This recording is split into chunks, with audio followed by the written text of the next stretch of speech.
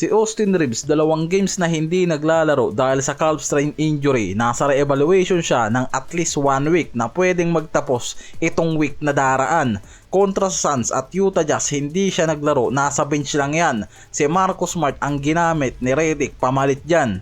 Na-diagnose si Reeves ng mild left calf strain. Hindi severe, grade 1 at inaasahang mild lang at manageable yung kondisyon niyan.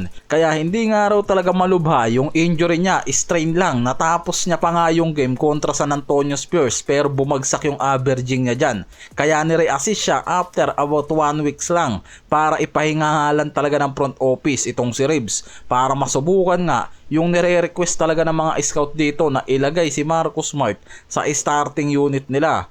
Sa 2 games na walang Austin Reeves sa starting unit, ang Lakers nakuha ang 2 games win streak nila kontra Suns. Si Smart may 8 points, 4 rebounds, 6 assists, 1 steal sa 31 minutes. Kontra sa Utah Jazz naman, gumawa yan ng 17 points, 4 rebounds, 1 assist, 1 steal din. Nagkaroon siya ng malaking offensive impact at meron niyang 5 of 9 sa 3-point line, 55.6% yung shooting na ginawa niyang kontra Utah Jazz. Dahil kay Smart mismo nakikita nang sinubukan niya sa starting unit, mas naging balanse ang opensa at depensa ng Lakers kahit walang Austin Reeves na isa sa mga offensive load nila kasama si Luka at LeBron. Isa pa sa nakita niyang kontra Utah Jazz na kahit wala yung main center nila at rim protector na si Ayton, naging balanse sila dahil kay Marcus Smart. Mas nagiging balanse nga raw talaga ang Lakers sa offense at depensa mula sa starting unit nila kahit wala nga raw si Reeves.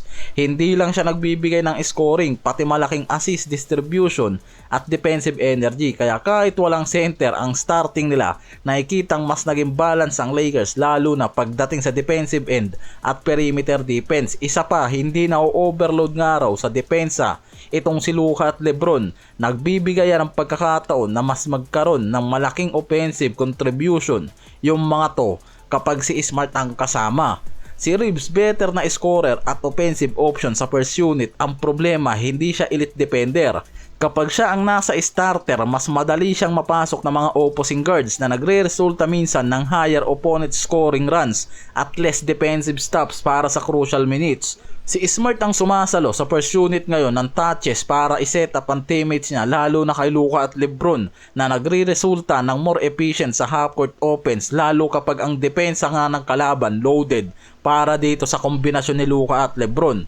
Sinasabi kasi dyan yung kombinasyon ng offense at defense mas positive kaysa mag-setup ng mas heavily reliant na scoring tulad nga ni Reeves. Dahil si Smart kahit hindi maging effective sa opensa, kaya niyang bumawi ng mas malaki sa depensa na mismong kailangan nga raw talaga ng Lakers pagdating sa starting nila na may Luka at LeBron na may opensa at playmaking style at leadership. Kaya defensive anchor na nga lang daw talaga ang kulang sa mga to. At si Marcus Smart nga mismo yung nakikitang missing piece sa bagay na yan dahil nga sa defensive style na kayang gawin nito para sa starting nila.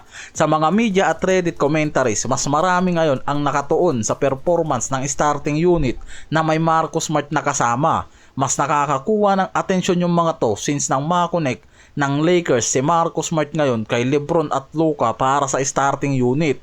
Natabunan ngayon yung career at team chemistry na ginawa nitong si Austin Reeves nung early season. At yung kombinasyon niya kay Luka na sinasabi nga ng maraming scout na puro opensa nga lang daw ang nagagawa ng mga yan at bagsak pagdating sa defensive rate. Kumpara nga raw ngayon kay Marcus Smart na kayang magbigay ng opensa at leadership sa depensa na bagay nga raw talaga sa offensive load ni Luka at LeBron sa starting unit. Kaya ngayon mas marami nga ang nagsasabi na mas bagay at fit ang defensive style nitong si Marcus Smart para sa starter ng Lakers kasama si Luka at LeBron.